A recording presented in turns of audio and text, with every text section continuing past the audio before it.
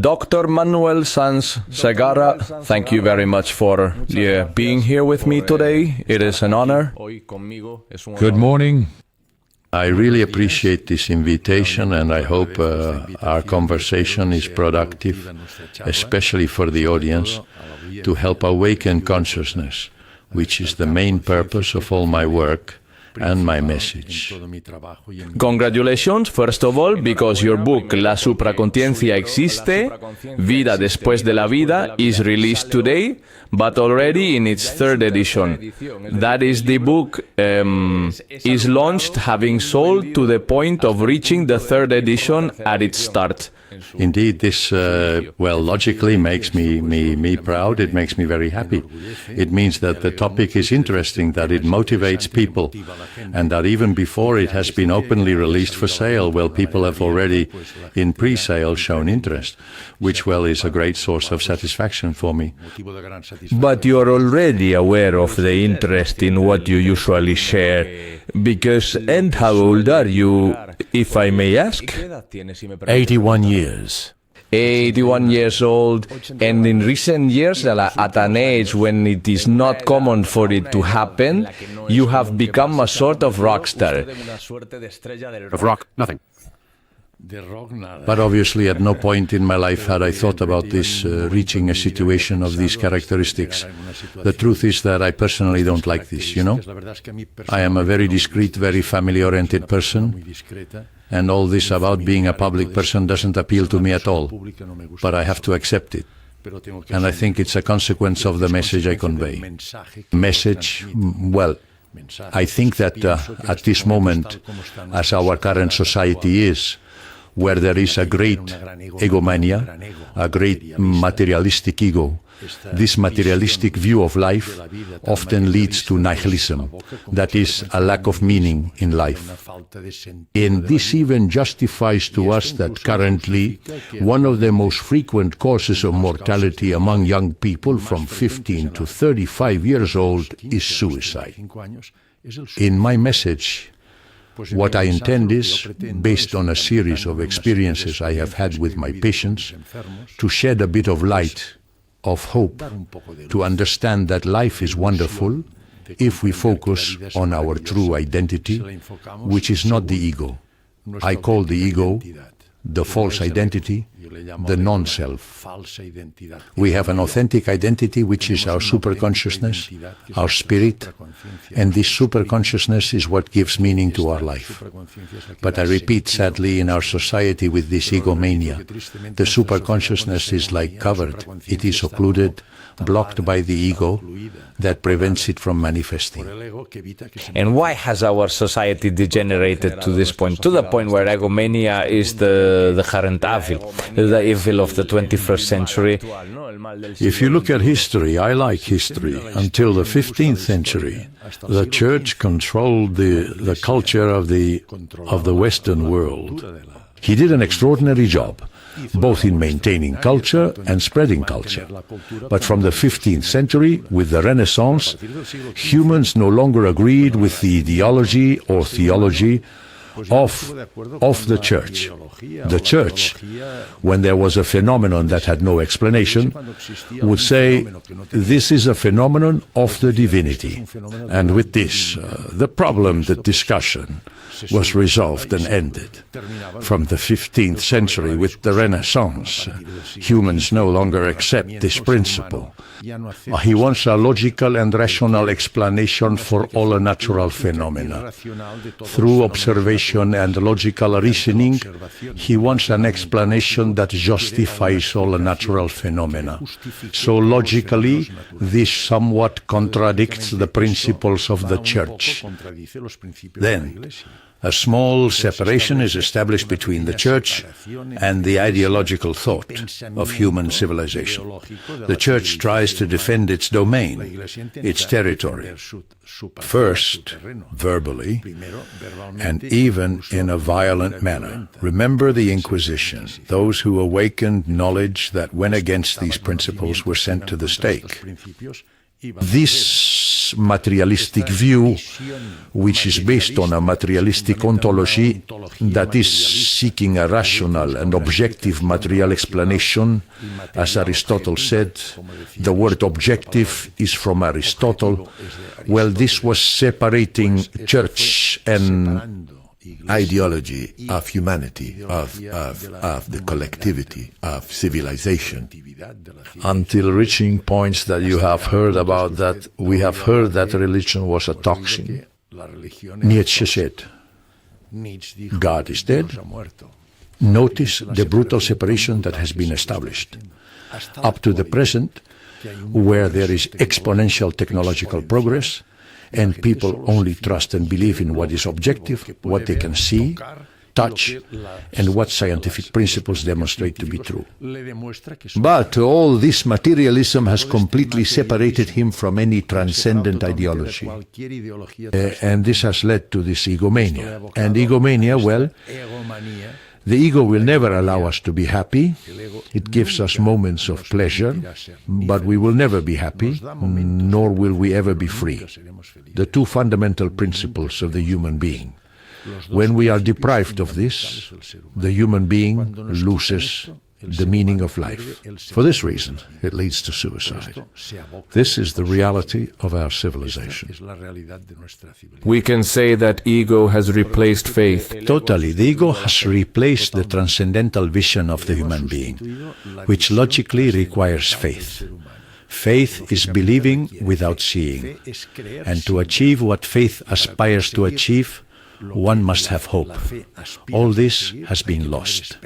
You only believe what you touch, see, what is real and objective. That idea of only believing in what can be touched, in what can be proven, would be expected from you, given that you have a purely scientific background, a degree in medicine, a surgeon, but instead you talk about faith, the spirit, near-death experiences, and superconsciousness. Have you faced much criticism or friction with the scientific community for the message you are spreading? First of all, I seriously ask myself, well, as you have said very well, the training of a doctor in the Faculty of Medicine, and it is what I teach my medical students and residents to train them in the specialty of general surgery, is entirely based on a Cartesian and Newtonian scientific method grounded in a materialist ontology, and even more so, the surgeon, who operates in morphology, anatomy, and physiology. Therefore, our vision is completely materialistic.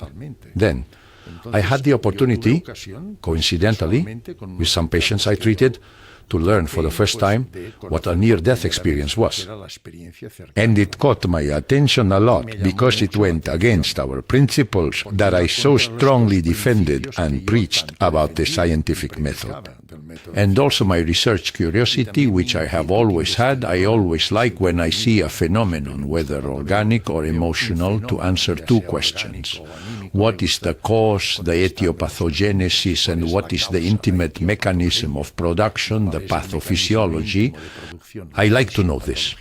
So, I then investigated these phenomena that the patients told me about, the near-death experiences, patients diagnosed with clinical death from different causes, whom I revived, brought back to life, recovered them from death to life.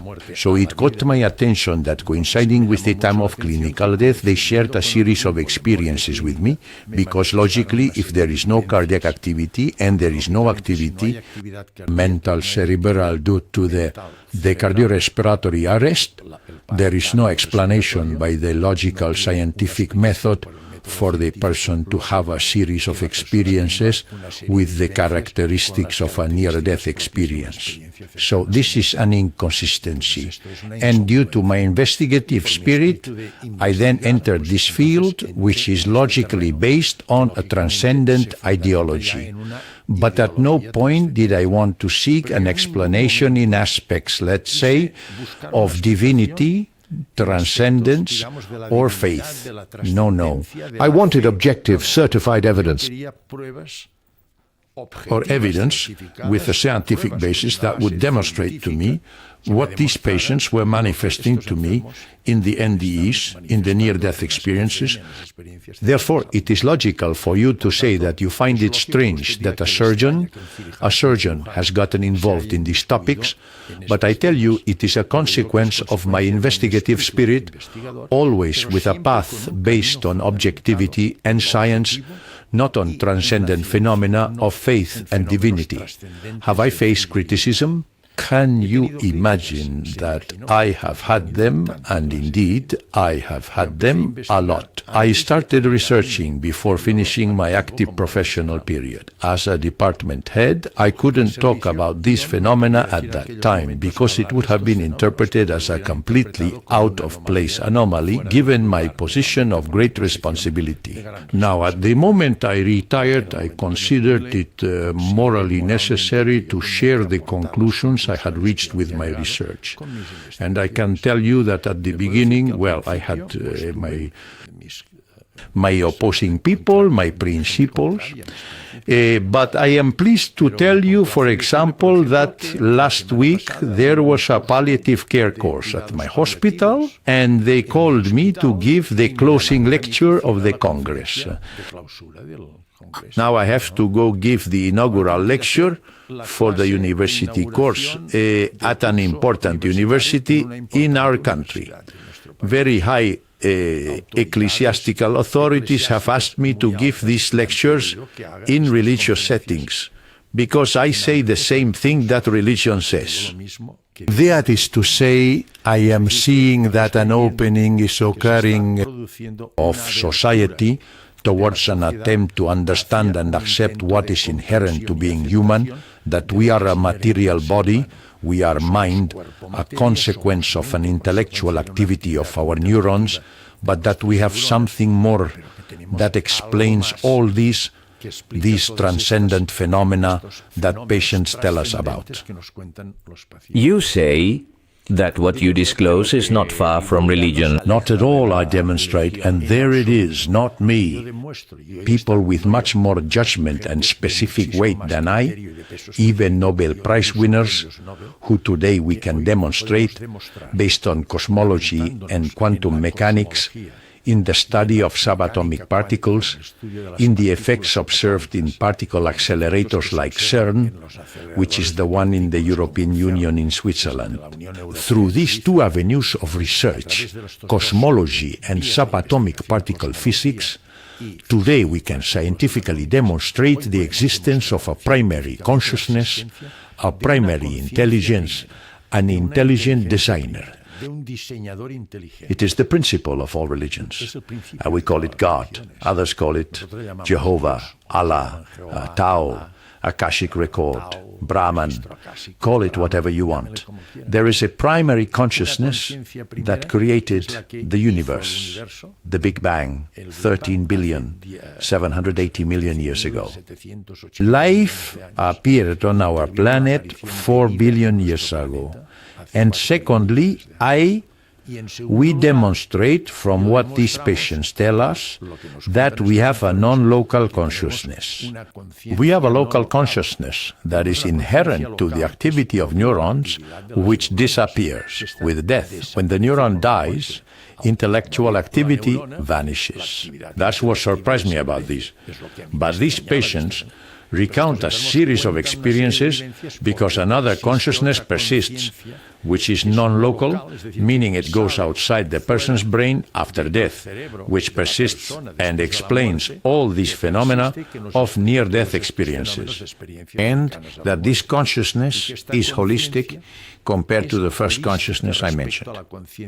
A holistic derives from the term fractal, which is a mathematical term described by Malden Bros, a mathematician from Yale University, which tells us that the primary consciousness, the total hologram, is made up of multiple parts that have the same shape, the same design, but are smaller. Fractal comes from fractional. They are fractions.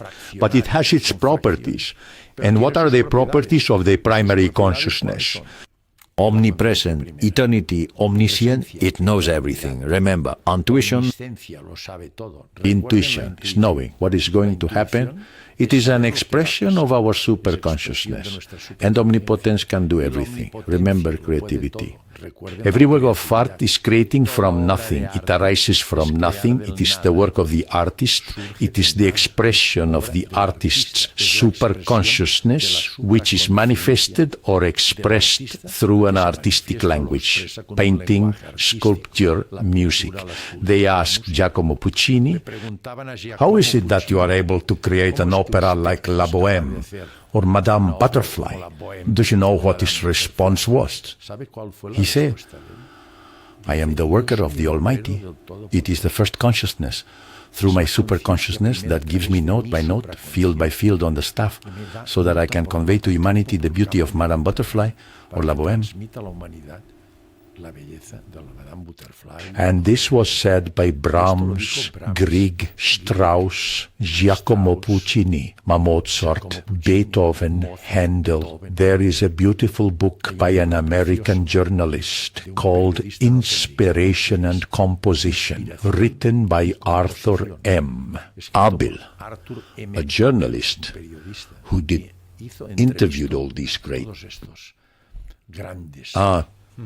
musicians who have left behind extraordinary music, a total expression of their supraconsciousness. And they all reach the same conclusion, which is this inner consciousness, an expression of the first consciousness in each of us that manifests when inspired and able to compose a work like the Ninth Symphony or a Mozart concerto.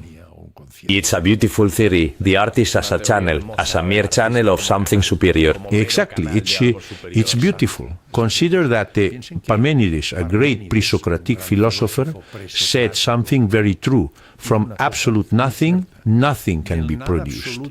If there is nothing and something appears, it has been created. This, Deosinto, with materialistic means. It is not possible. It is not possible. This can only be done by the supraconsciousness, the consciousness of the human being. Therefore, do not be afraid.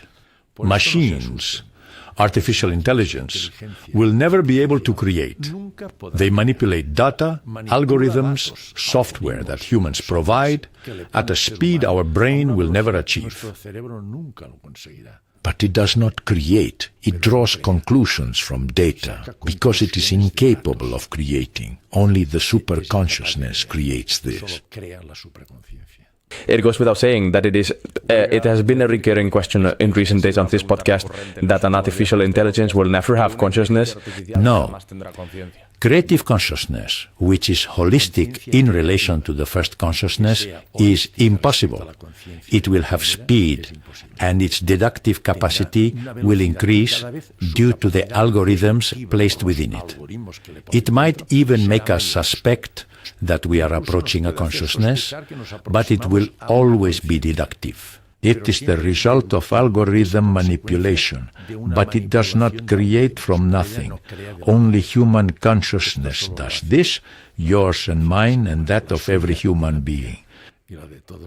We talked about near-death experiences. You mentioned earlier clinical death, but really that's not death, because you can come back from death, as our friend Jose Mota says, who was here very recently. What he doesn't like about death, or what worries him about death, is that it's forever. That's what Mota says. Yes, I totally agree with what Mota says. But we have to consider two things: what functional death is and what definitive death is. The patients I treat for various causes: trauma, hemorrhages, septic shock, anaphylactic shock. In preoperative complications, I have had clinical deaths. Ye are talking about clinical death.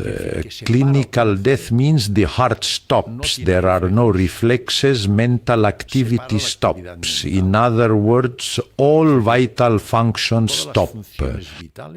But the brain cells, if we act quickly with resuscitation maneuvers, are not yet damaged enough for death to be definitive. You have the proof that if we apply the resuscitation measures, cardiac massage, intracardiac injection with adrenaline to stimulate cardiac contractility, mechanical assisted ventilation with 100% oxygen, the application of the AED, the defibrillator, all these mechanisms that we perform very well in a protocolized manner. No, in the first minute, usipuso Palestinian machine, na first minute we recover 33% of the patients. After the first minute, only 14%. And if more minutes pass, we don't recover any. Why? Because this functional arrest of functional death at the beginning is not yet with definitive neuron damage. If time passes, the nerve cell is very sensitive to the lack of oxygen and the supply of its energy source, which is glucose that reaches it through circulation.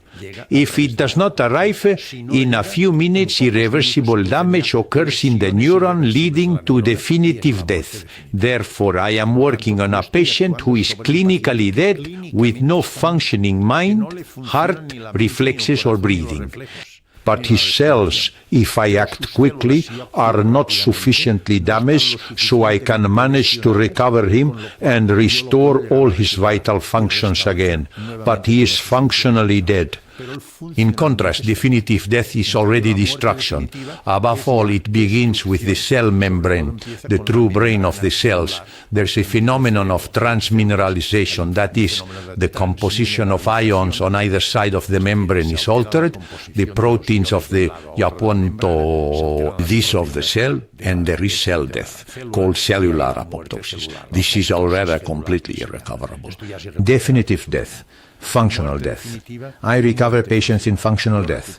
This is clear, right? Yes, but precisely the fact that it is in functional death, it doesn't make us think that those near-death experiences are actually an epiphenomenon of the medical condition, meaning that there is an inhibition or disinhibition of some brain area that allows for those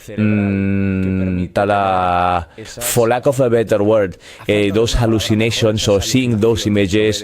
It is true that there is a similarity among the testimonies of many different patients, but just as we can find a similarity about feeling like we are falling off a cliff when we are between wakefulness and sleep. That is very common. It is something that many people feel. It's a very logical and sensible question that you have asked me. It's the same one I asked myself when I became aware of the first case of a near-death experience. I immediately thought, these are hallucinations, alterations of the cerebral neuronal dynamics due to lack of blood flow. As we said, the function is altered, they stop working, and these are typically emotional phenomena occur. So I said, let's study the hallucinations and compare them with near-death experiences. I want to make it clearest is the patients I have seen with near-death experiences are patients who had no idea that this phenomenon existed. They didn't know about it. It was a real surprise for them, these experiences. There are cases of patients who have had experiences Recurrent, for example, people who have had 1 or 2, 3 heart attacks, and in each heart attack, well, they have had a near-death experience. I mean, in the second one, they already know. But the patients I talked to did not know this phenomenon existed. So logically, I went to who knows how to talk about hallucinations has experience. Psychiatrists and psychologists. They are the ones who treat patients in human clinics. It's where they are more often seen in psychotic episodes, in schizophrenia. So I went to talk to those who treat and know this path, which I don't know. Honestly, I am not an expert in psychiatry. So I went to talk and told them, look, this is happening to me. These patients with clinical death, some of them, well, after I recover them, those I can recover, I operate on them and such, and in the post-operative period, they tell me that they have had these experiences while they were clinically dead, because the near-death experience completely coincides with the time they are clinically dead. Then the response was immediate. Don't worry, these are hallucinations. He said this to me. And then I said to him, let's compare some. Okay, near-death experience. It has a completely logical structure. It is very well described by Bruce Grayson, professor of psychiatry at the University of Virginia, United States. Of the people who have the most experience in the world in near-death experiences, they have studied them extensively for many years and have established a series of items, a series of steps. There are 16 steps. And then, if you take a near-death experience, you will see that these 16 steps are repeated in a logical way. They can be complete or incomplete, but they follow an order. They repeat. So I asked the psychiatrist, what are hallucinations like? He says, no, they are totally absurd. They have no logic. So I told him, in my patients the items repeat. The differences between one patient's hallucination and another's are more about nuance than concept. Conceptually, they are the same. He told me, no. In hallucinations, one patient's hallucination has nothing to do with another's. There are not even two alike. They are completely different. Nothing repeats. I say, my patients remember NDEs their whole lives. And the more time passes, the more present it is in their mind. He told me, no, the hallucination is forgotten. Not only forgotten, but it embarrasses them. They don't even want to talk about it. And finally, in the near-death experience, it causes a tremendous psychological impact. I have followed these patients.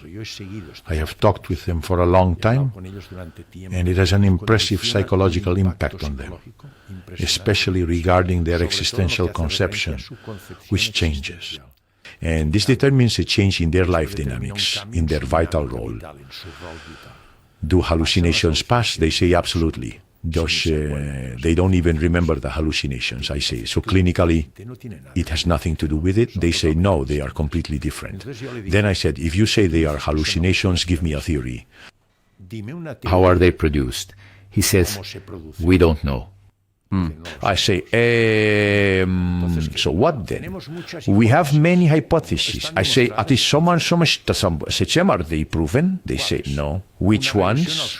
A regression to REM sleep, the deepest sleep. Others say it's due to temporal lobe epilepsy. Others say it's a regression to previous experiences we already had.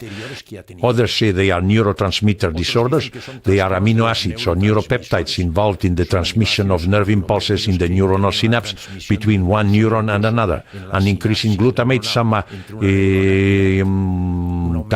some have said, a decrease in gamma aminobutyric acid, an increase of the transmitters, of the opioid neurotransmitters, enkephalins, endorphins. All hypotheses. Nothing is proven. I mean, do you have any theory that denies what my patients tell me is false? He says no. So you don't have a theory that justifies your point, nor do you have a certain scientific theory that denies mine. And the hallucinations are completely different. Different from the near-death experience. Currently, it has been observed that by electrically stimulating the precuneus, which is a high and deep area of the parietal lobe, manifestations can sometimes occur that may in some aspect resemble near-death experiences. For example, the splitting. Thus, they can have the sensation of leaving the body. They can even have the sensation of otoscopy, where they live and see their body, they say. But they are classified as hallucinations. They do not have the entire logical structure that a near-death experience has. So, I thought they were hallucinations, but I came to the conclusion with psychiatrists and psychologists that clinically they are completely different and that there is no theory that justifies the reality of hallucinations. Therefore, I find myself in a situation where this is different, but I do not know why it occurs. But in that comparison you made with psychiatrists, I don't know if it consisted of 6 steps you told me, or if they repeat 16 items described by Bruce Grayson. Some of the ones you told me, to distinguish hallucination from NDE, it seems to me they were also compatible with a schizophrenia episode. In schizophrenia, for example, there are some patterns that can be found in common among schizophrenia patients, right? Like persecutory mania, like they're after me, I know something they want. Take out the fact that they are watching television and believe there is a message directed at them. There are certain things you have talked about that also replicate in schizoid episodes, right? The NDEs, in no case have I seen that they feel like they are being chased. No. They are completely different. Simply, now it's in hallucinations, they can have it indeed. It is one of the manifestations of hallucinations. In a psychotic episode, in schizophrenia, it is the feeling of persecution. They believe that people are chasing them, that they know things that can harm others. Their true panic can come with a feeling of persecution, that they are being chased, followed, watched, controlled. This is one of the typical manifestations of hallucinations in schizophrenics. This is true. But at no point does this manifest in this, right? They are fully aware that their body is dead on the stretcher, and that they can move to any distance they want. For example, a patient explained to me that her body was there. She saw her body. This is called autoscopy. They see their body. She saw the medical team. Notice this patient was a healthcare worker who worked in our hospital and knew us. She didn't know because when she was admitted to the hospital, she was clinically dead after a serious accident. And she told me, you were giving me a massage and you injected my heart. She identified us in the near-death experience. Dr. So-and-so, the anesthetist, intubated me. Dr. So-and-so, the hematologist, was giving me blood because I had a very significant hemorrhage. In other words, they are fully aware of this.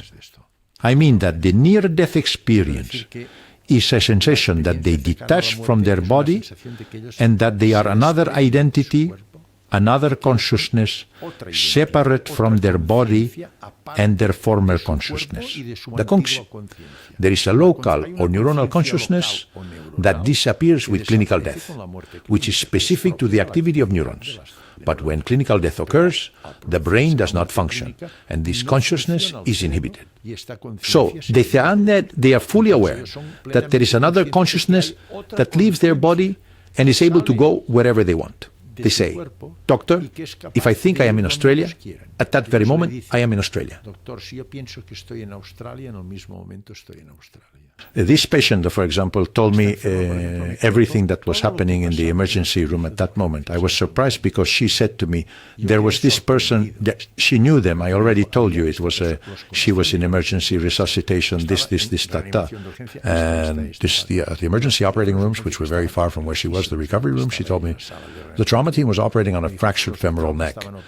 When I finished, I was so surprised because she told me everything in detail that I went to the emergency room, checked computers, and talked to the staff. And exactly what she told me when her body was dead on the stretcher and I was resuscitating her is what was happening in the emergency room. And it's not my case. Take the world biography. It is full of these cases.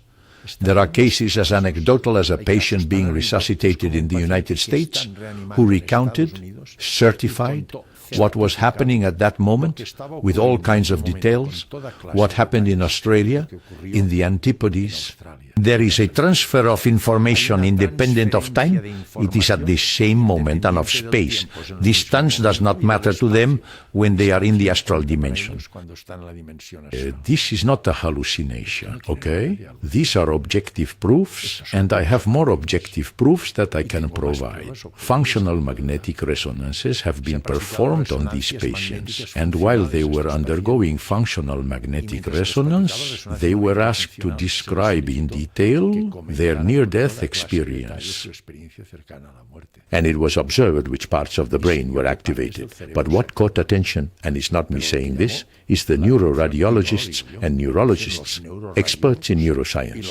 I am a surgeon. I don't understand this.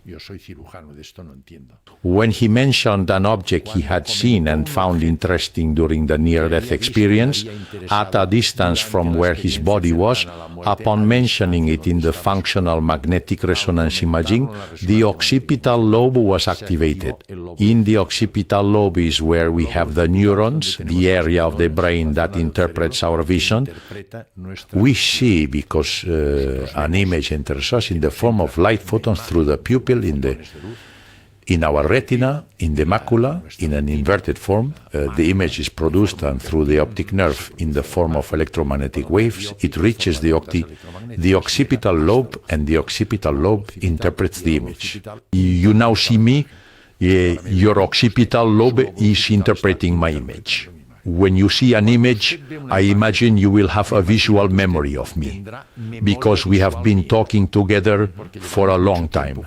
So I will condition memory in your occipital lobe, and today we know who produces it. Some special neurons called mirror neurons. Well, these patients with near-death experiences had visual memory of objects they had seen from a distance during the NDE, which they had never seen before. And when talking about these objects, the occipital lobe was activated because there was an interference between what they were recounting and the memory they had in the mirror neurons. The neuroradiologist and neurologist, do you know what they told me? What? The patient is not lying. The patient saw this image. But can you imagine? And I told them, do you realize what you're saying, huh? Are you telling me that this patient, whom I have dead on a stretcher, actually saw an image at a distance at that moment? He says, with this evidence, you can assure that the patient saw the object. This didn't tell me. That moved to another plane. Exactly, so that it can see that. For this to exist, it means there is information. And today, through quantum physics, we know that all information is energy, and all energy is electromagnetic waves. A consciousness that is an energy, high-frequency waves, which is information, left this body and moved there to be able to see this. This is objective. This energy, evidently, I don't know what it is. At the moment, I still didn't know, but it's clear that something left the body, went there, and was able to see that object, which the magnetic resonance confirmed that it had really seen. And it's not just me saying it. The neuroradiologist and the neurologist told me. He said, well, this patient is not lying. This patient saw the object. Yeah. And I said to him, but do you realize what you're telling me? He said, yes, I realize. When I finished talking with neurologists, radiologists, and psychiatrists, do you know what they told me? They fell silent. All that euphoria about it being hallucinations amounted to nothing. It amounted to nothing. I will give you another very curious example, and I advise you to do it, to read it. There is a neurosurgeon in America, Harvard, Eben Alexander. Yes? His name is Eben Alexander, a world-renowned neurosurgeon, excellent and expert on the brain. He operates on the brain. This patient, when told about near-death experiences, would say, "Don't worry, we're wasting time. These are hallucinations." One night, this man starts with a headache, and after a few hours, falls into a coma. His wife was sleeping with him. She quickly takes him to his hospital. He's admitted to intensive care, monitored, intubated, and so on. They perform a spinal tap, and the culture shows an E. coli, which is a gram-negative bacterium. He had meningoencephalitis caused by a colibacillus. No? This is very serious. Most people die. And those who recover mostly have neurological sequelae. This patient was in a deep coma for 6 days, completely. Even his colleagues in intensive care were telling the family, "Hey, there's nothing to be done. Let's disconnect him, okay?" And the family said, "No." On the 6th day, this man woke up. He recovered. Rehabilitation, this patient has returned to operating, he has recovered. This man had several near-death experiences and described them in a book that I recommend you read, which is Proof of Heaven. He's one of the great defenders worldwide of near-death experiences. He's the first to say that these are not hallucinations, this is something else. And this something else, the scientific method, cannot explain to us, because the scientific method is based on the objective, the material, the real, on what you see and touch. And here is something that we neither see nor touch, but that exists, that moves, that leaves the body and allows us all to explain this phenomena, what we do not know what it is. So to explain this, we must approach another discipline, which is quantum physics, quantum mechanics. The concept of quantum mechanics within theoretical physics was introduced by Max Planck in the year 1900, Nobel Prize. And then in quantum mechanics, we do see that there are a series of principles and laws that have a great parallel with the phenomena that patients describe in near-death experiences, and that explain to us, due to the great parallel that exists, what the scientific method could not explain to us. And I cannot assert that this is definitive. Perhaps in a few years, with scientific progress, we will discover other things that will explain to us through another mechanism something that is indeed real, that exists, because we have objective evidence, the near-death experience. But now, what brings us closer to the explanation, by parallelism, by proximity, is quantum mechanics, with its principles and laws, with the phenomena of the near-death experience.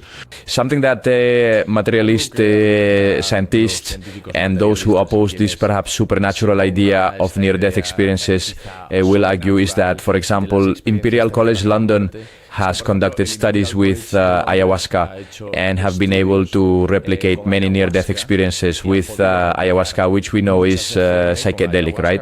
It is a drug that induces an altered state of consciousness. Hallucinatory substances. That's right. Ayahuasca, then its derivatives from lysergic acid. I agree with all this. Yes. I agree with you.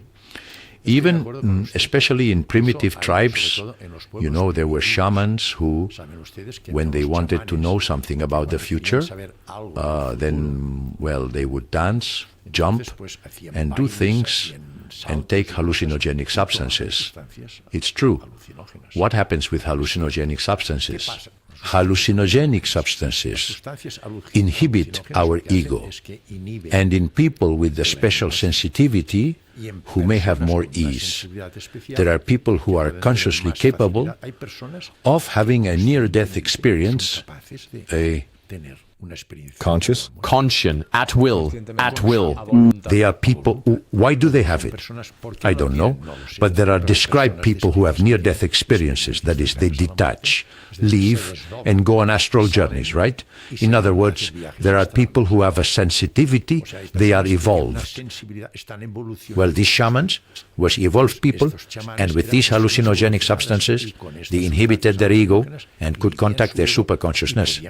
This is true, this is real, but I want to say that what they expressed were manifestations of their superconsciousness. You said it similar to what they described as an NDE.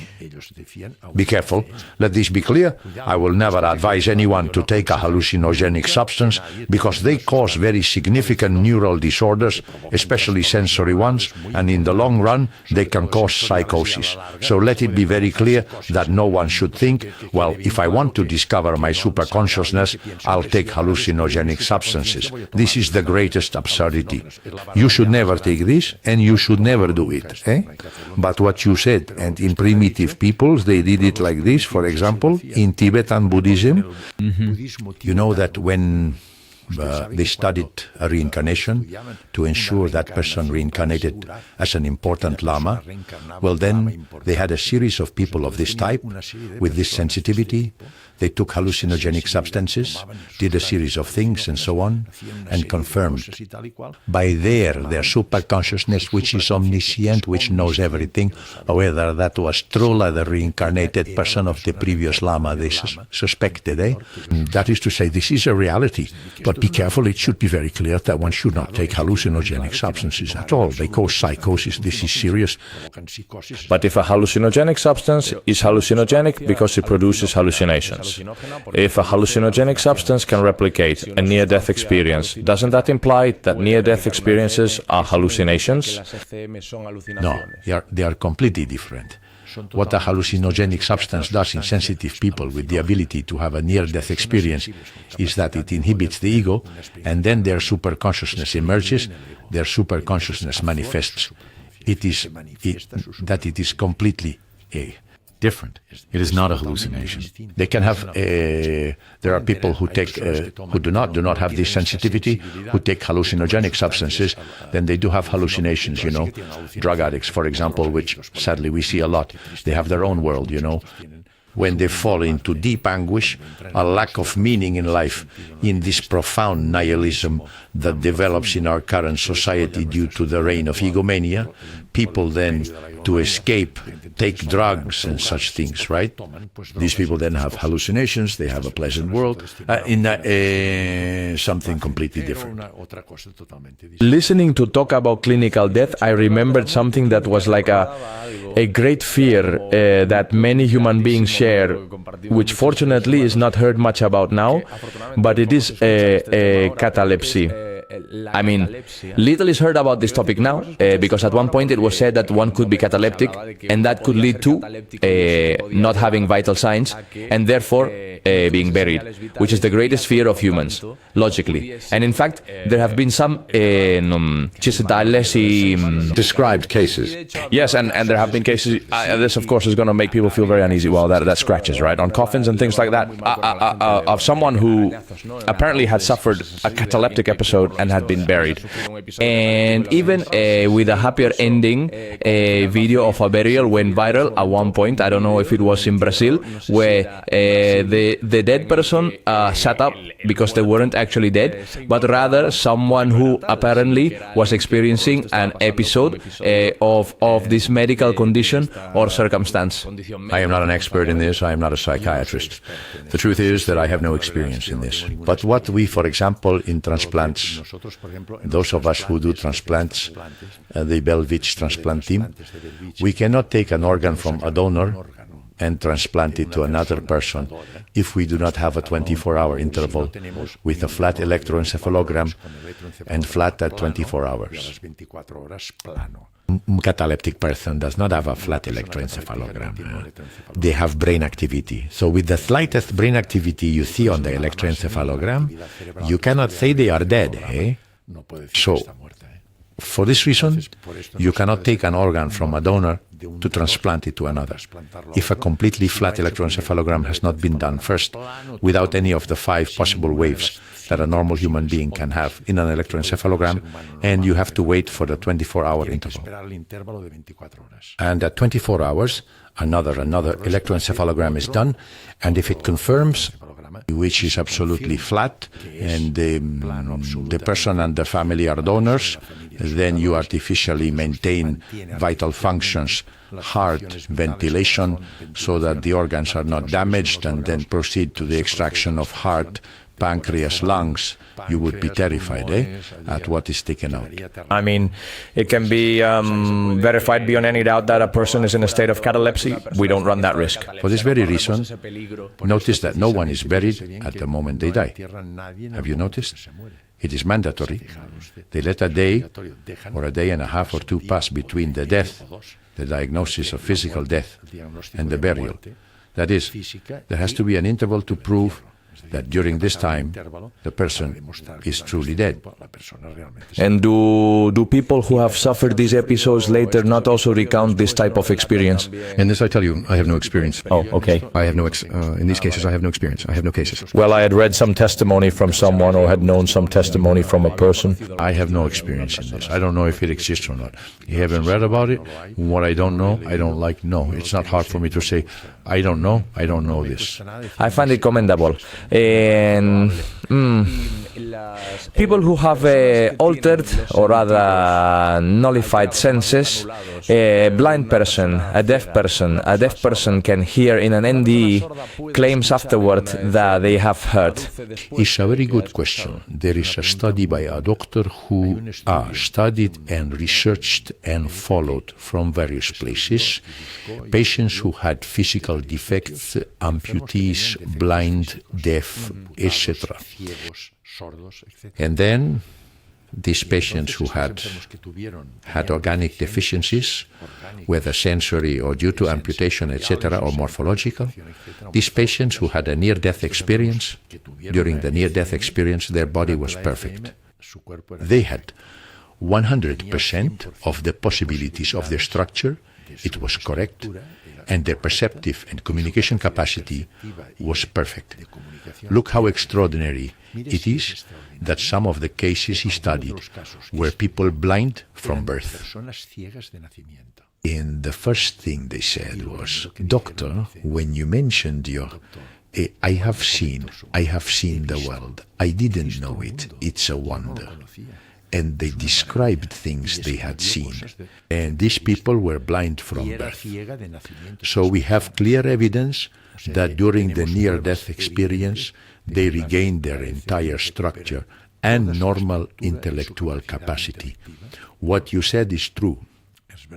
And you state without a hint of doubt that there is life after death. I have already told you that I always operate in a scientific field. I don't want to talk about faith or divinities or things like that.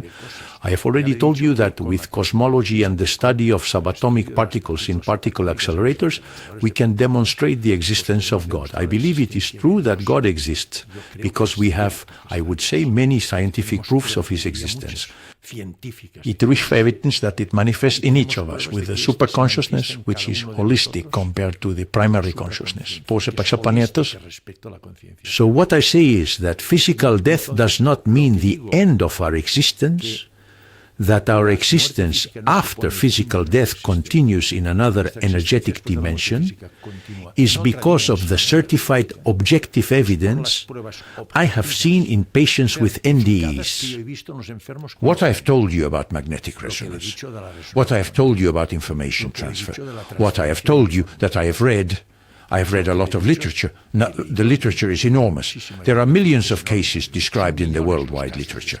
Millions of cases of near-death experiences. Do not think it is something anecdotal. It is something else that supports it. Do you believe there's something that occurs in millions and everyone tells the same thing? Is something made up? When the psychiatrist says that hallucinations are completely different, there are millions written in thousands upon thousands in the world biography. So, I have certified objective evidence that there is an exit and a consciousness capable of providing information that is corroborated by the MRI, corroborated by what these patients report, corroborated by the cases we have discussed of blind people who have seen. And then I have science, which is theoretical physics, where the principles and laws of theoretical physics have a complete parallel that explains the phenomena of the near-death experience. For example, you know that in theoretical physics there is a phenomenon called the tunnel phenomenon. What is the tunnel phenomenon in theoretical physics? Well, it has been observed that subatomic particles are capable of passing through solid structures with a gradient of energy, different from theirs, as if there were a tunnel that allows them to pass through solid structures. This is well proven. It is an unchangeable principle in theoretical physics, the tunnel effect. Listen, the patients are telling me that when they leave their body, one who tried to touch me, went through the wall, and went to see the entire emergency service, and all the NDEs describe that they go through solid structures. Have you seen the movie Ghost, right? Yes, of course. There you can see it objectively, they tell him. What comes out represents the superconsciousness. And he remembers how he passes through people through walls. He remembers how he enters the subway. Yes, and how they learn to touch things and move them. In the end, it learns. This means that it lowers its energy frequency gradient and aligns with an energy gradient that is compatible with the three-dimensional energy vibration of our life. But there, you see, the patient describes exactly this. And the only thing that explains this to me, with a phenomenon that is super proven by theoretical physics, is an unmovable principle, which is the tunnel effect. Why do patients tell me what they see at a distance at the same moment? There is another principle in theoretical physics called quantum entanglement, demonstrated by Rosen, Einstein, Bohm, Bell, Podolsky, and others, Nobel Prize winners. There is a transfer of information between related subatomic particles at the same moment, independent of the distance separating them and the time, which is at the same moment. Well, I see that there is a total parallel with what my patients tell me. What a scientific method does not tell me, I see parallels with these principles of theoretical physics. And theoretical physics shows us that this is only possible with energy. And theoretical physics shows us that the fundamental principle of the universe is not matter. Everything is energy. Everything is energy. Everything. All of this is energy. It is collapsed energy. Human consciousness can collapse energy, that is, transform energy into matter. Eastern philosophies said this years and years ago. They said that the whole world is an illusion and defined it as Maya. Do you remember the word Maya? Well, we have now demonstrated from the 19th to 20th century, when theoretical physics developed, that it is true. Everything we see in the world is an illusion. All of this is pure energy that we collapse. It is an illusion. So, if he shows us that everything is energy, if he shows us that this non-local consciousness, spirit, or I call it superconsciousness, because it is above neuronal consciousness, we explain it with energy. By the principles of theoretical physics, we explain the phenomena it tells us. And we have objective evidence, as I have told you, certified that what they say is true. It is not a dream. So I have to say that when a person is dead, there is something that lives, that endures. And it knows and is capable of explaining all these phenomena to us. I only say this. I don't mention gods or anything. I talk about some objective facts that I have found and some scientific theories that I see have a parallel with what my patients explain to me. That's what my book says. I don't say anything more than this. And I always rely on Nobel Prize winners. Read it, because I don't say any of this. I haven't discovered anything. Poor me. It's Nobel Prize winners who say this. All these principles I talk about are all Nobel Prize winners. It means they are 100% certified to be true, that they can be reproduced in the laboratory as many times as you want and always give the same result, and that they know the mechanism of production. This is already a solid theory. Law, Nobel Prize. And this explains the phenomena to me. Do you agree? Assuming that there is life after death, I have also heard you say that it is scientifically proven that telepathy is a real possibility. Considering these two conditions, does it make sense that after a loved one passes away, they try to contact their living loved ones? There is evidence of this as well. I am talking about a transcendent proof, which is the most objective to study. It is the NDE, the near-death experience. But there are other transcendent manifestations, also a manifestation or expression of the superconsciousness. Telepathy, clairvoyance, precognition, mystical experiences, psychokinesis, experiences of the dying. All of this is a transcendent manifestation of the superconsciousness. It is the same as the near-death experience. Telepathy is a manifestation of energetic communication between two people. We can define the human being from a quantum point of view as a coherent quantum complex. We are entirely made of energies that are synchronized. And these energies manifest, we continuously emit energy in the form of photobionics. They are photons that each person emits, and the type of energy we emit is related to our physical and emotional state. And this can be objectified with the aura. You know that in Russia, this has been studied a lot, there is a camera called the Kirlian camera that allows detecting the human aura.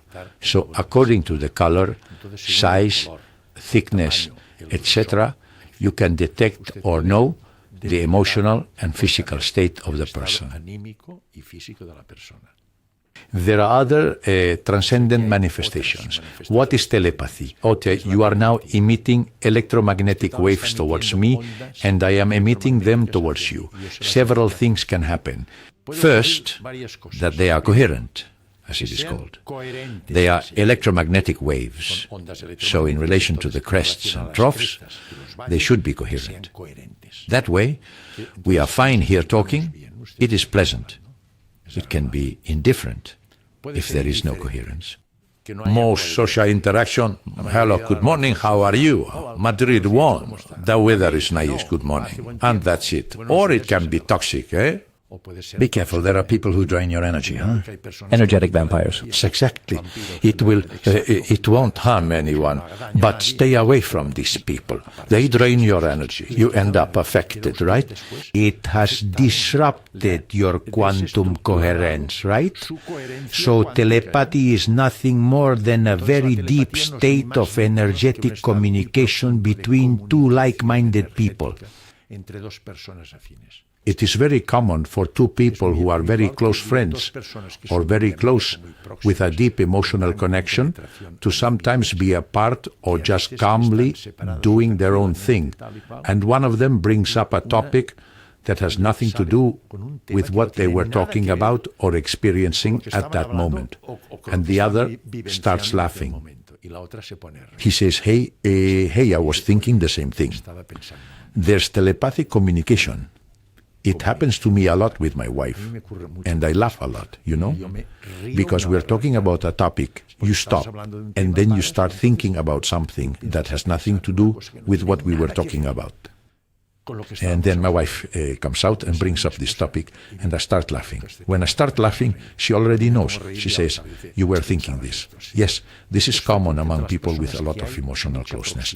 Well, it's telepathy. It's energetic communication. But I say, doctor, more than telepathy, it must be 50 years together, or who knows how long they've been. 55. 55 years together. I think that, of course, that inevitably leads to telepathy. I was talking earlier about ghost. Well, the question I was asking anyway was about whether loved ones later you have in a... Yes, sorry, I haven't mentioned this. Yes. There are people who, but as I say, the spirit, that is, the super consciousness of the person who passes away. First of all, I have to tell you something else, another detail I haven't mentioned. This patient I told you about, for example, when she was during her near-death experience, she tells me, it's common to contact loved ones. You will find it described in all the... it is very common. They can contact loved ones with animals. There are people who have even have found of this, their pet. Consider that every living being has consciousness. Every living being. The thing is, there are different levels of consciousness. We have the highest, we have consciousness and self-awareness. This patient crying told me, "Doctor, I found my mother who had passed away. I was very close to her." We hugged, we communicated telepathically. In the astral world, she was in an NDE. She says, "Death does not exist." She says, "I saw my mother. I was with my mother." We communicated with my mother. And this is very frequent in near-death experiences. But what about outside of NDEs? Outside of near-death experiences, it also happens. There are people who, in certain emotional situations, often very affected, in crisis and so on, may somehow have a loved one appear to help, guide, and support them in those moments. Some wish to identify the figure, others suspect it, but see it as a light, as if it were a light. That is, they have others sometimes say, "I have the feeling that my husband is next to me." Huh? I'm sure he's right here next to me. That is to say, sometimes there are manifestations of the superconsciousness, which is what endures of the loved one, that can manifest and come to help a being in the human dimension who is in difficulties. There are many cases described of this type. I was telling you that in Ghost, in the movie, Yes. How you live and even how you die influences the afterlife. Totally. Is that so? Totally. During our life, we follow a path. This is very well described by Teilhard de Chardin. Teilhard de Chardin was a Jesuit, a very good theologian, now deceased, who was almost excommunicated for his theories on evolution. He was exiled, and some of his works were not allowed to be published until after his death. And this man spoke about the evolution of the human being. Our life in the human dimension begins at the alpha point, full of impurities. And in life, we eliminate impurities, until we reach the omega point, which is defined as holiness or Buddhahood or enlightenment in Eastern philosophies. This is our path. The purpose of our life is being, in capital letters, to discover our superconsciousness, to control our ego, which we cannot eliminate. In the human dimension, we will always have an ego, but we must have a controlled ego, not one that dominates us, as is happening in our current society. So there is an evolution. Then, upon dying, our true identity, the superconsciousness, emerges. But we carry our history with us.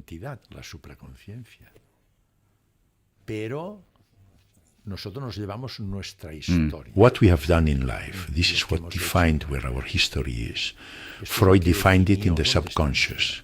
The subconscious is where our history is, with the local consciousness, which is energy that cannot disappear. It is our karma, as they say. Yes. The law of cause and effect. We have made a certain evolution according to our life. It is not the same, your evolution, as the one Hitler made, for example, right? It's very different. Each one carries their karma. So logically, karma is what conditions our evolution. Everyone carries their karma. So what we are doing completely influences our evolution to reach the omega point of holiness and Buddhahood. There are more evolved people, and the more evolved they are, the easier it is for them to contact and manifest transcendent phenomena. For example, patients who have had a near-death experience become tremendously intuitive. Intuition is a precognition. Intuition is what allows you to say, when faced with a problem, the non-intuitive person will say, well, I think, or do it this way with these advantages and disadvantages, I do it that way with these advantages and disadvantages. The person with the near-death experience will come and say, do it this way because this is the right one, and they are not wrong. That is, they are omniscient. They know everything. The omniscient, in the astral world, there is only one time, which is what theoretical physics defines. In theoretical physics, time is circular. There is only the current moment, the now, the present. Eternity is the absence of past and future. It is always present. Intuition, everything is now. Past, present, and future. When they see their life and describe their life, which in the near-death experience is very common for them to do, then they see everything at the same moment, past, present, and some even future. That life, they say, flashes before your eyes, right? Like a movie of who is going to die. Like flashes, they see their life. And this impacts them tremendously. Because look, when they talk to you, I want it to be clear that I speak of those who return and what they tell me. And I investigate to see why this happens. If they don't return, I don't know anything, you know? I'm not a medium or a clairvoyant. I don't know anything about this, really. I only talk about those who come back, tell me what they've experienced, and then I try to explain somehow why they have this. When those with NDEs tell me, they say, after going through all these experiences they describe, there comes a moment when they ask themselves, do they stay or return? And then they say it can be done in two different ways. This sick person, for example, some beings of light that they call angels, or others, or beings that guide them, force them to say, you have to return to the human dimension to finish your cycle. And the entry into the body is generally a bit traumatic. She did not want to return. He says their life is much better. The feeling of love, of peace, of harmony, of joy is tremendous. It is extremely high. She didn't want to return, but they forced her to return. But I have a case of a doctor who had a heart rhythm disorder, a complete block, and dropped dead on the floor. And he had an extraordinary near-death experience. And when he saw his life, do you know what he said? He says, I want to go back to fix what I have seen and done during my life. And he returned voluntarily. This man is alive, eh? A doctor, eh? Because there are also near-death experiences in which loved ones or people you want to see are calling you, but you decide not to go yet. I mean, they resist even though it's very tempting to go towards them or towards the light, and that's how they come back to life. That's what they sometimes say. Some say, and in my cases, I don't have experience with this. It says, I, the sensor. Those I've experienced with my patients with NDE, the return has been for these two reasons. Either they were forced to come back or they decided to come back voluntarily.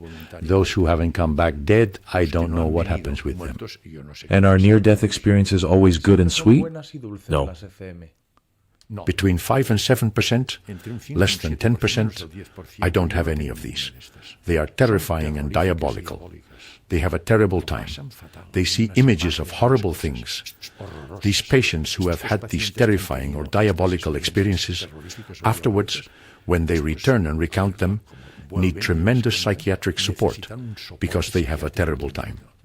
Why do these diabolical ones occur and such? We do not know exactly.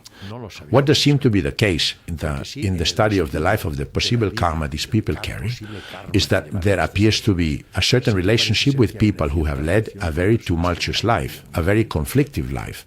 It seems so, but I don't have any of these. What I'm explaining is what I've read, but they exist less than 10%, and they are called diabolical and terrifying. And these patients have a terrible time afterward because they relive them. Because as I've already told you, the near-death experience is remembered their whole life. And the more time passes, the more present it is in them. More vivid, more present, down to the smallest detail in their life. In their mind, they are present. So these men, the terrifying one, always have it in their mind and live in great anguish, these people. I'm telling you, they need support, eh?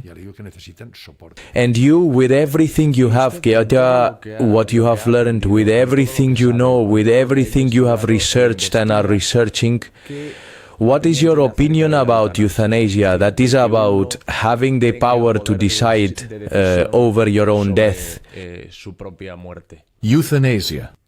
Look, It must be evaluated from different perspectives. From the perspective as a doctor, I would tell you that I would not perform euthanasia. I'm telling you clearly. When euthanasia was approved in Parliament, well then, the law was passed to the different autonomous communities, and then know that euthanasia, the mechanism is that the patient can request it, the doctor who oversees them, well, there are some papers, some protocols to follow. Then this goes to a tribunal. This tribunal is made up of a group of people, doctors, there are judges, there are religious figures of many varieties. I was involved, I am on the board of the Medical Association. The College of Physicians intervened in the formation of this. But what the College of Physicians did demand is that a doctor cannot be forced to do this. They cannot be forced, nor should there be any list, as someone has said, of the doctors who refuse to do it. Absolutely not. This is a personal, intimate matter for each individual. And understandable too. Totally justifiable. So from a human and medical point of view, I, for example, I have to tell you something. Patients who, terminal, that is, I have operated on a lot of cancer of, say, pancreas, esophagus, stomach, colon, etc. When you see that the cancer already has metastasized and is in the final stage, the patient becomes irrecoverable. What I do, with the family's permission, is sedate them. It is administered intravenously. A cocktail is given with propofol, or if not, a lytic cocktail, etc., which sedates them. You take away the pain, the anxiety, the anguish. If I reach this situation, I will ask for this to be done to me. I don't want suffering, because why suffer if you can, physical pain, if you can eliminate it? Well, you eliminate it, and the discomforts and all that. And on some occasions, logically, this lytic cocktail can, perhaps sometimes accelerate death, but it is an imminent death. It is in the final phase. This, for me, is not euthanasia. I have done this a lot in my life as a professional. Well, I have done. And the control of this treatment, well, they do it with morphine or whatever. It is done by expert people. I don't do it because I don't know how to do this. Now causing death, euthanasia, in a conscious person. Do you remember that movie they made about that boy who jumped into the sea and got injured? Ramon San Pedro had the sea inside. Exactly, the sea inside. He had a cervical spine injury, and this man ended up with tetraplegia, which is called paralysis. These people reach a point where they ask for death. Humanly, I understand this, Humanly, I understand it. I understand that there are people who say, living this way, I don't want to live like this. I understand. I say, is it punishable or not? I believe no one has the right to say this is punishable. I don't dare to say that it's not, that it is punishable. God forbid. I mean, on the contrary, I don't say this. I accept that there are people who request it. If he personally and internally agrees with himself to request it and have it done, know that the patient always has the right until the last second to say, stop, I don't want to do it now. You must stop immediately. The patient always has the right until the last second to retract, and I accept all of this. Now I tell you, based on my principles, for me, life is fundamental. It's the most important thing. Life is a miracle. I assure you, life is a miracle. And I do not dare to end a life. Now, I accept that there are people who request it and that there are doctors who, based on their principles, practice it. God forbid I criticize them, neither one nor the other, right? I accept it. I accept that there are people who, due to their existential conception, living in certain emotional and physical conditions, goes against their principles. And this person, well, request, anyway, there are also some some protocols to follow. That is, there are some principles that must be followed, right? If someone comes to me and says they're normal and because they're depressed or have had a problem, hey, I don't want to live anymore, kill me. Well, not this, right? There has to be a justification, doesn't there? But these people who have a medical justification and who request it, I believe they deserve respect for this.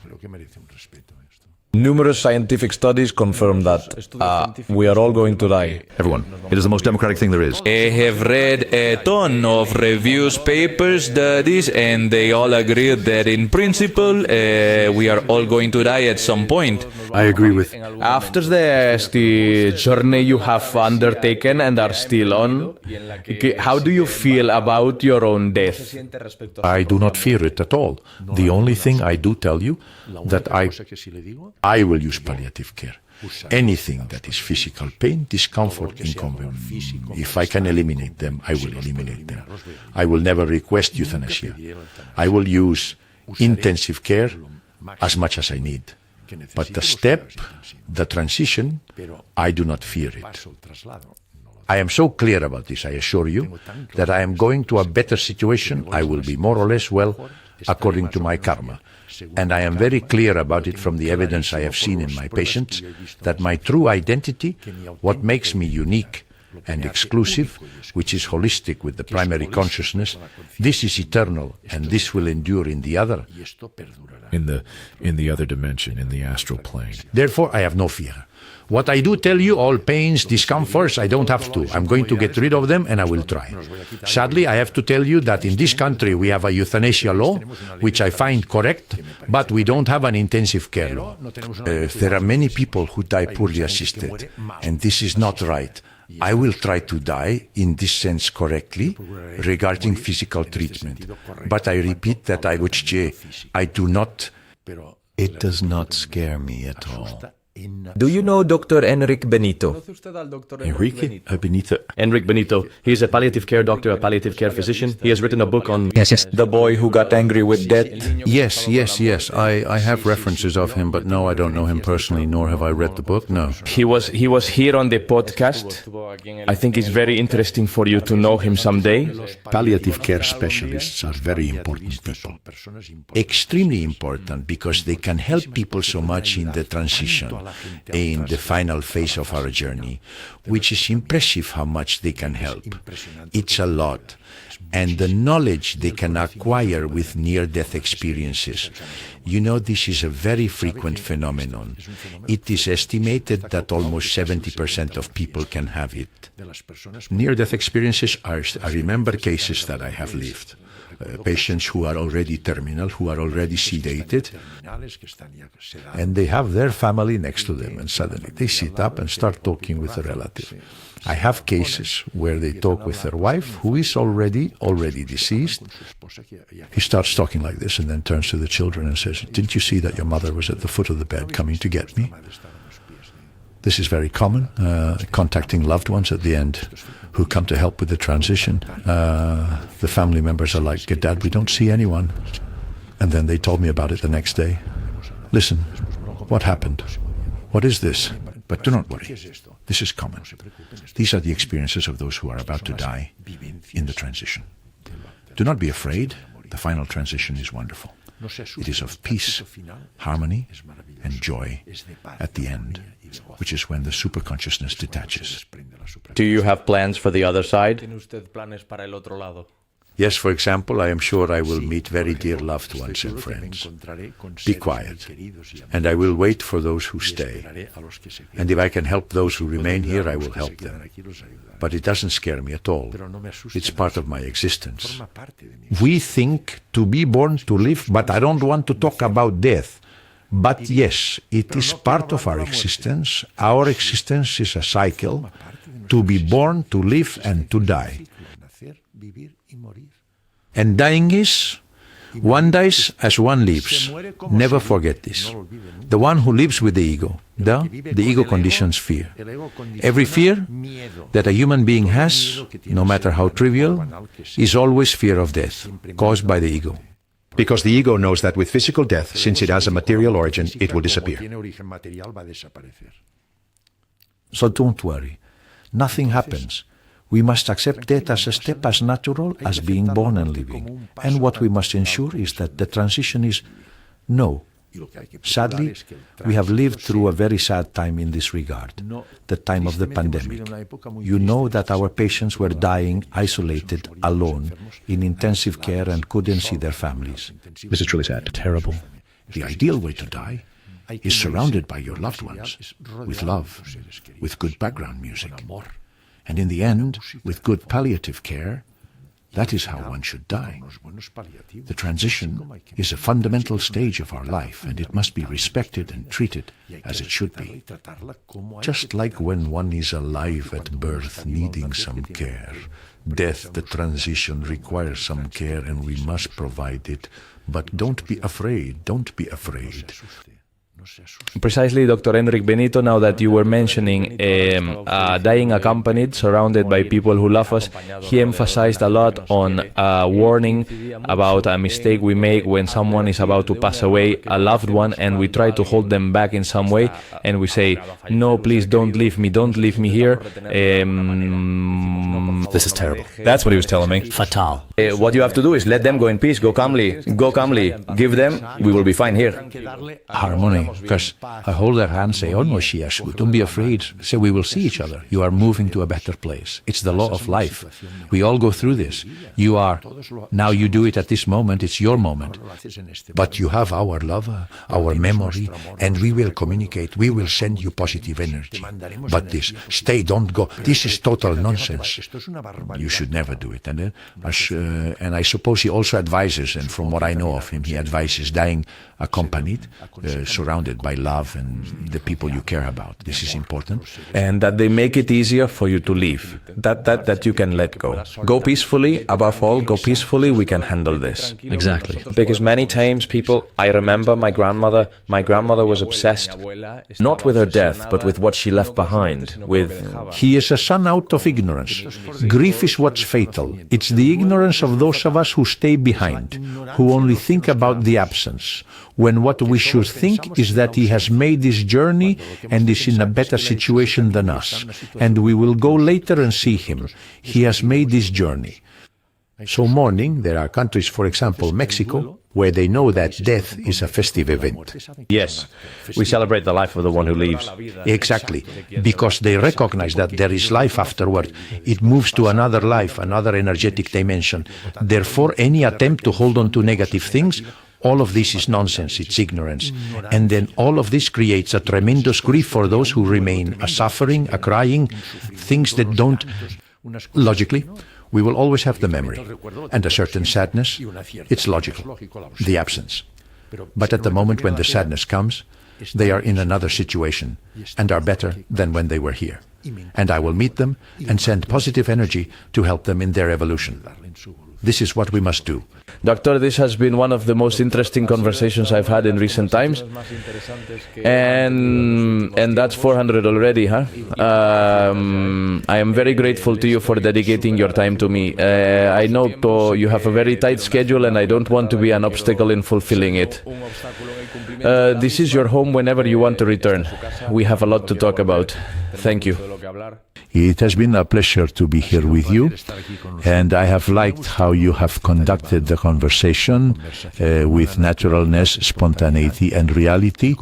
That is to say, it has been a friendly chat, which is how I like it, because sometimes journalism seeks sensationalism, right? And with that sensationalism, conversations can be manipulated a lot. However, with you, I have seen a lot of naturalness, and I have felt very comfortable. Thank you as well.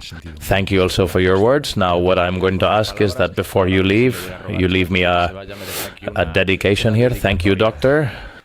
A pleasure. Repeat.